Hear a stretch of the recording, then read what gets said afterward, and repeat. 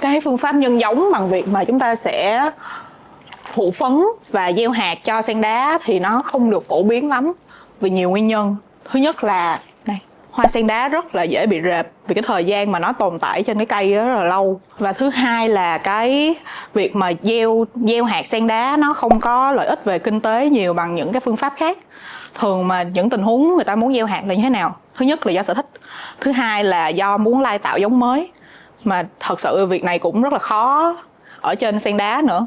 Ở trong video này thì mình sẽ chia sẻ cho mọi người những cái phương pháp mà mọi người có thể dùng để thụ phấn cho sen đá là một, và những cái kỹ thuật như thế nào. Ok.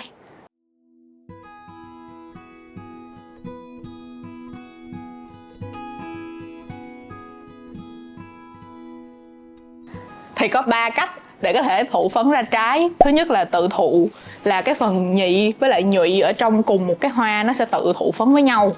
Thì điều này là chỉ xảy ra ở cây lưỡng tính thôi, và sen đá là cây lưỡng tính nha. Nhưng mà cái phương pháp này sẽ không được khuyến khích lắm, bởi vì cái tỷ lệ mà ra trái thì sẽ thấp, mà có ra trái thì nó cũng dễ rụng, mà ra được cái trái rồi thì hạt của nó cũng ít. Nói chung là nó không có quá nhiều công dụng á. Và thậm chí là có hạt đi, gieo được cái hạt đó lên thành cái cây con rồi, thì cái cây con đó nếu mà nó ra hoa tiếp tục thì cái hoa đó nó cũng không có khả năng sinh sản nữa. Và cách thứ hai á, là mình sẽ nhờ sự giúp đỡ của côn trùng. Thường là ong, thì ong thụ phấn cho hoa thì tỷ lệ đậu sẽ cao hơn, khoảng tầm 70-80%. Thì cách thứ ba chính là nhân tạo, nghĩa là con người mình sẽ can thiệp, mình sẽ thụ phấn cho cái hoa luôn. Và cách làm như thế nào thì chúng ta sẽ làm liền ngay bây giờ. Thì trước khi thụ phấn, ta cần lưu ý một số điều sau đây. Thứ nhất là muốn thụ phấn những cái cây nào với nhau á, thì thứ nhất là nó phải là cùng giống loài với nhau. Nghĩa là mình chỉ có thể thụ được Echeveria và mấy cái sen đài này với nhau, chứ mình không thể thụ một cái sen đài với lại một cái móng rồng được. Và cách mà mình dùng ở đây là mình sẽ dùng tăm bông. Mấy cái này là mình chỉ hướng dẫn thao tác cho mọi người thôi nha, chỉ chia sẻ thôi, chứ thật sự là những cái hoa này chưa chắc thụ nó đã nở được. Thì mọi người sẽ canh cái ngày đầu tiên mà hoa nở thì mọi người sẽ thụ liền với cây khác. Còn nếu mà mọi người để quá lâu ngày thì nó sẽ xảy ra cái tình trạng gọi là tự thụ nhiều hơn, thì rất là khó để ra được trái. Mình sẽ chọt vào nó, quấy qua quấy lại. Đây, cái hạt phấn của nó ở đây nè. Xong rồi mình sẽ chọt sang cái bông khác, cũng quấy qua quấy lại. Xong rồi quay trở lại cái bông hồi nãy, chọt vào nó một lần nữa, lại quấy qua quấy lại. Đây là quấy tay cho sen đá.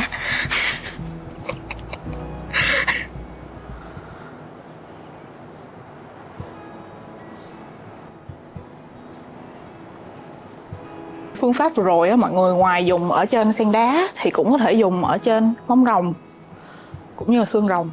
Thật sự thì cái phương pháp đó nó sẽ phổ biến hơn ở trên xương rồng. Dễ thương khum. Tới cái bước mà có trái để gieo hạt á, thì dĩ nhiên là mình đang không có cái trái sen đá nào ở đây. Mình sẽ dùng cái trái của cái cây lip hop này để thay thế. Tại vì thao tác gieo hạt thì nó cũng tương tự với nhau thôi.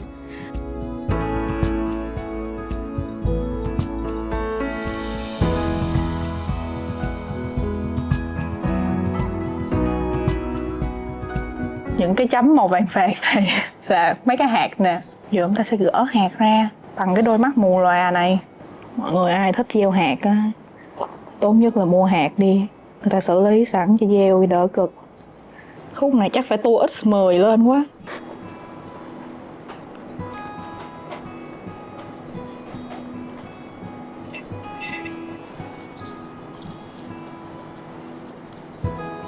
Đây, sau khi mà chúng ta thu hoạch hạt xong thì mình sẽ không có trồng liền, mà mình sẽ chờ khoảng 2-3 ngày để cho hạt nó khô đi, thì cái tỷ lệ mà nó nảy mầm nó sẽ cao hơn.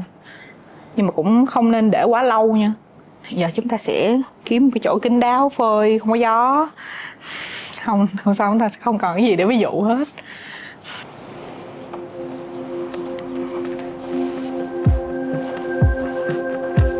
Thì về cái đất mà để gieo hạt á, mình vẫn sẽ dùng cái đất nền là cái sa mít trộn sẵn.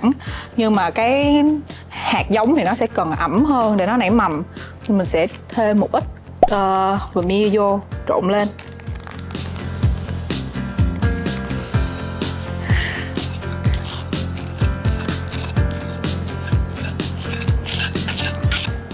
Về phần tưới mình sẽ tưới đẫm luôn, cho tất cả cái phần đất trong này nó sẽ ngậm đủ nước hết.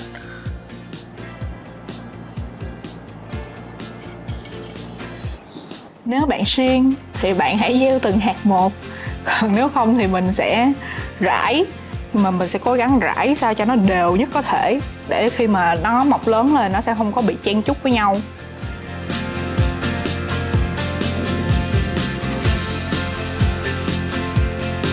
Mình rải hạt xong thì mình sẽ bỏ cái chậu này vào cái ni lông. Thế nên thường á, mọi người có thể trồng nó luôn ở trong cái hộp nhựa có nắp á. Mình đóng hộp lại nó sẽ tiện hơn là mình bỏ vào bịch như thế này. Khi mà mọi người kiểm tra thì mọi người hạn chế cái việc là mở bịch ra nha. Mình chỉ nhìn ở bên ngoài thôi. Thì là chúng ta đã gieo hạt xong.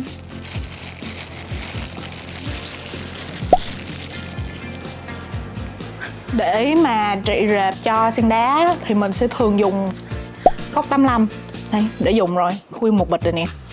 Thì có hai cách. Thứ nhất là mọi người bỏ vào bình xịt như thế này xong rồi xịt, hoặc là với những cái mầm như thế này á thì mình sẽ ngâm trực tiếp vào cái nước thuốc luôn. Liều lượng dùng cái này á thì mọi người cứ đọc theo hướng dẫn sử dụng là được nha. Rồi, chúng ta sẽ xịt thuốc.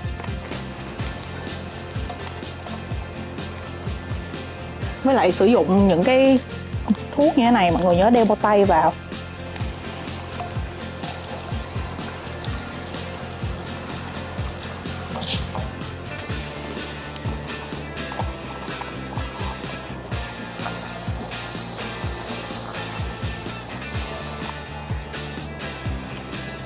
Khi mà hòa tan đều thuốc ở trong nước, chúng ta sẽ ngâm cái mầm này vào 15 phút nha.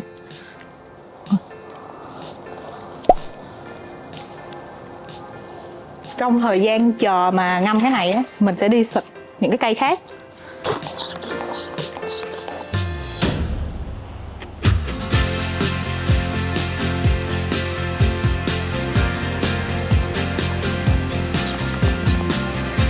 Thì nó sẽ để lại một cái lớp màu hơi xanh xanh ở trên cái cây.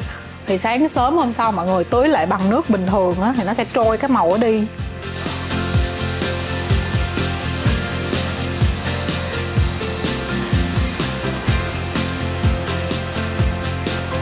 Sau 15 phút mà mình đi xịt khắp vườn á, thì quay trở lại cái mâm này, ta sẽ vớt ra và rửa lại một lần nước.